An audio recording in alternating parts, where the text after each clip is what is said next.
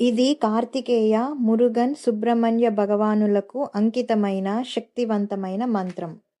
ఓం తత్పురుషాయ విద్మహే మహాసేనాయ ధీమహి తన్నో షణ్ముఖ ప్రచోదయాత్.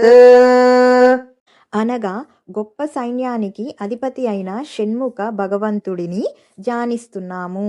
ఆ షణ్ముఖ భగవంతుడు మా బుద్ధిని సరైన మార్గంలో నడిపించుగాక.